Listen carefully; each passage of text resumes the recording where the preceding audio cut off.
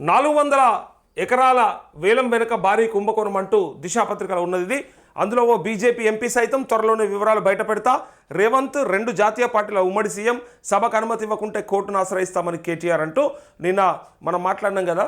Deputy CM Rajaiah, మాజీ ఉప ముఖ్యమంత్రి రాజయ్యతో మాట్లాడితే తను చెప్పింది నిన్న అదే మాట. మాకు పర్మిషన్ ఇవ్వకపోతే మేము ఖచ్చితంగా అధిష్టానంతో చర్చ చేస్తాం, అందరం కలిసి మాట్లాడుకుంటాం. సో వరంగల్లోనే అనుకున్నారు కాబట్టి మాకు ఇంత బాధ్యత ఎక్కువ ఉన్నది, మేము ఫైనల్గా మరి కోర్టును కూడా ఆశ్రయిస్తామని చెప్పి ఇక్కడ చెప్పినట్టుగా ఈ వార్త ఉంది. కంచగచ్చిబౌలిలోని 400 ఎకరాల భూముల వేలం వెనుక 1000 కోట్ల కుంభకోణం ఉన్నదని బీఆర్ఎస్ వర్కింగ్ ప్రెసిడెంట్ కేటీఆర్ ఆరోపించారు. అందుకు సంబంధించిన పూర్తి వివరాలను త్వరలోనే బయటపెడతారని సంచలన వ్యాఖ్యలు చేశారంటూ ఇక్కడ బీజేపీ ఎంపీ కూడా ఉన్నాడు. అంటే ఎట్లా ఉన్నది చూడండి ఒక్కసారి. అది ఇంకా జరగకపోయే, వేలమే కాకపోయే, అది ఎట్లా డిసైడ్ అయింది, మరి వీళ్ళ దగ్గర ఉన్న ఆధారాలు ఏంటి, మరి అవి ఎప్పుడు బయట పెడతాడు, దానికోసమే వెయిటింగ్. సో కంచగచ్చిబౌలిలోని 400 ఎకరాల భూములు వేలం వెనుక 1000 కోట్ల భాగోతం భారీ కుంభకోణం దాగి ఉందని బీఆర్ఎస్ వర్కింగ్ ప్రెసిడెంట్ కేటీఆర్ అన్నారు. వాటి పూర్తి వివరాలు త్వరలోనే బయట పెడతారని పేర్కొన్నారు. చాలా త్వరలో బయట పెట్టాలి, మన చేతుల కొంత ఉన్నాయి అని అన్నప్పుడు తొందరగా బయట పెట్టాలి, పెడితేనే మనకు క్రెడిబిలిటీ ఉంటుంది. ఎందుకంటే గతంలో ఈ ప్రతిపక్ష నాయకులుగా ఉన్నప్పుడు అంటే కాంగ్రెస్, బీజేపీ, బీఆర్ఎస్ మీద చేసిన ఆరోపణలు ఏవైతే ఉన్నాయో వాటికి ఇప్పటిదాకా కూడా ఆధారాలు దొరకలేదంటే మరి ఎక్కడ పోయినాయో నాకు తెలుస్తలేదు. కానీ మరి ఏ కేసులో వీళ్ళని అరెస్ట్ చేస్తారా అంటే ఇప్పటిదాకా అరెస్ట్ చేస్తలేదు. సంవత్సరంన్నర అయిపోయాయి, ఇంకెప్పుడు చేస్తారు? కేటీఆర్ను అరెస్ట్ చేస్తారన్నారు, హరీష్ రావును అరెస్ట్ చేస్తామన్నారు. ఎందుకంటే వాళ్ళు తప్పు చేసిండ్రు. ఆయన 1,00,000 కోట్లు చేస్తే ఈయన 1000 కోట్లు చేసిండు, ఈయన జన్వాడ ఫామ్ హౌస్ అన్నారు, లేకపోతే ఇంకా రకరకాల ఛత్తీస్గఢ్ కరెంటు కొనుగోలు చెప్పారు, యాదాద్రి భద్రాద్రి థర్మల్ ప్లాంట్స్ అన్నారు, గొర్రెల స్కామ్ అన్నారు, బతుకమ్మ చీరల స్కామ్ అన్నారు. వాటన్నిటికి సంబంధించి ఎప్పుడు బయటపెట్టి వీళ్ళని ఎప్పుడు జైల్లో వేస్తారని తెలంగాణ సమాజం అంతా ఎదురు చూస్తూ ఉంది. ఎందుకంటే మీరు అట్లా చెప్పిండ్రు, అప్పుడు ఇన్ని జరిగినాయని చెప్పిండ్రు. ఇప్పుడు ఈవెన్ ఈ కేసు కూడా అసలు అది ఏమైందో కూడా అర్థం కాలేదు. అది ఏ స్టేజ్లో ఉందో కూడా తెలియదు. ఎవరిది? ఎమ్మెల్సీ కవితది. 5 నెలలు అయితే జైల్లో ఉంచిర్రు, లిక్కర్ స్కామ్ అని.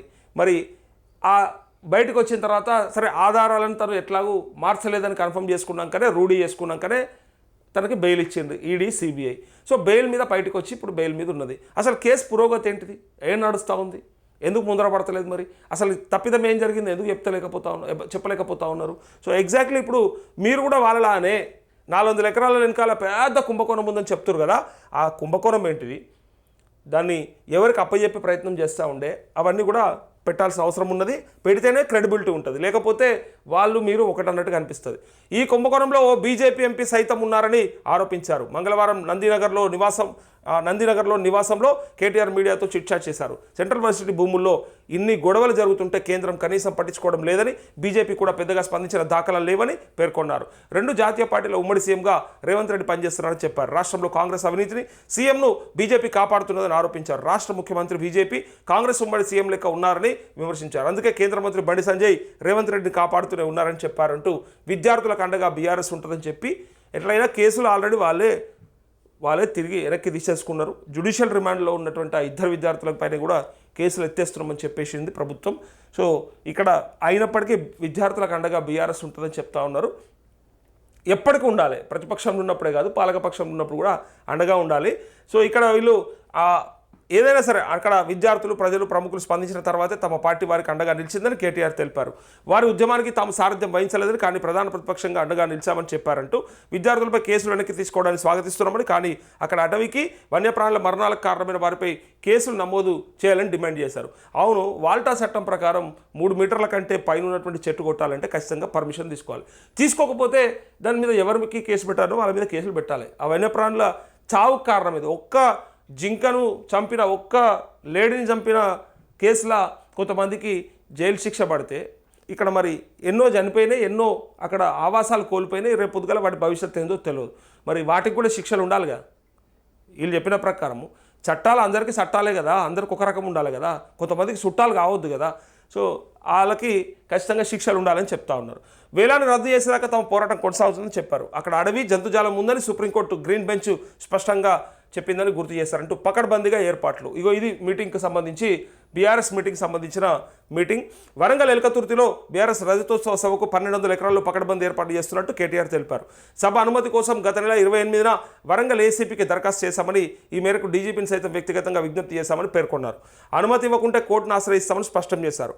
ఆర్టీసీకి 3000 బస్సులు అడిగామని వారు సూత్రప్రాయంగా అంగీకరించారని తెలిపారు. సభ తర్వాత సభ్యత్వం నమోదు చేస్తామని, అక్టోబర్లో అధ్యక్ష ఎన్నిక ఉంటుందని తెలిపారు. ఆలోపు రాష్ట్ర ఇతర జిల్లా కమిటీలను వేసుకుంటామని, జిల్లాల వారిగా కార్యకర్తల శిక్షణ తరగతులు ఉంటాయన్నారంటూ ఇక్కడ 1200 ఎకరాల్లో అక్కడ ఎల్కతుర్తి ఉంది కదా, ఎల్కతుర్తి దగ్గర మీటింగ్ పెడతా ఉన్నారు. ఒక 3000 బస్సులు ఆర్టీసీని అడిగితే ఓకే అంటే సూత్రప్రాయంగా, మరీ కన్ఫర్మేషన్ లేకుండా ఓకే ఓకే అన్నట్టుగా అది ఇచ్చేసిరట. కానీ ఇక్కడ పరిస్థితి ఏంటంటే డీజీపీని కూడా డైరెక్ట్ కలిసి ఇచ్చిరట, కానీ వాళ్ళు యాక్సెప్ట్ చేస్తలేరు కదా. నిన్న చూసినాం కదా, నెక్స్ట్ మంత్ 5th దాకా అసలు ఏమి పెట్టుకోవద్దు మీటింగ్లో చెప్పి, సభలు సమావేశాలు నిర్వహించొద్దని చెప్పి సిటీ కమిషనర్ రిలీజ్ చేసిన ఉత్తర్వులు ఏవైతే ఉన్నాయో చూసినాం. అయితే ఇప్పుడు ఇక్కడ వీళ్ళు ఏం చేయాలంటే కోర్టుకు వెళ్ళాలి. ఇక కోర్టుకు వెళ్తే కోర్టు పర్మిషన్ ఇస్తే చేసుకోవాల్సిన పరిస్థితి. సో కోర్టుకు ఎట్లయినా వెళ్తారు డెఫినెట్గా. వాళ్ళు ఆల్రెడీ ఆల్మోస్ట్ అన్నీ అంటే ప్లాన్స్ అన్నీ వేసుకున్న తర్వాత ఇప్పుడు వాళ్ళు పర్మిషన్ ఇవ్వము అంటే చేయాల్సింది అదే కదా. ప్రభుత్వాలు ఏవైనా గతంలో బీఆర్ఎస్ ఉన్నప్పుడు కూడా ఎవరైనా ప్రతిపక్ష పార్టీలకు సంబంధించినటువంటి మీటింగ్లు కానీ సభలు సమావేశాలు ఏమైనా ఉంటే వాటి కోసం పర్మిషన్లు అడిగినప్పుడల్లా ఇది చాలా రొటీన్ ప్రొసీజర్ తప్ప ఇలా కొత్తగా ఏదో ఇప్పుడు వీళ్ళే చేస్తున్నారు, ఇంతకుముందు ఎప్పుడు చేయలేదని ఏం లేదు. గతంలో వాళ్ళు కూడా అదే పని చేసిండ్రు. ఎందుకంటే ప్రతిపక్షాల గొంతు రాష్ట్రంలో అంటే నిరసన తెలిపే అవకాశంలాగా కనిపిస్తుంది. ఆ మాత్రమన్నా వ్యతిరేకత అసంతృప్తి కనిపించే పరిస్థితి ఉంటుంది వాళ్ళు ప్రతిపక్షాలు పెట్టే మీటింగ్లలో. లేకపోతే అది ఎక్కడికక్కడ ఏం లేదేమో, ఇక అసలు ఏ సమస్య లేదేమో అన్నట్టుగా చాలా బ్రహ్మాండంగా ఉన్నట్టుగా తెలుస్తూ ఉంటుంది.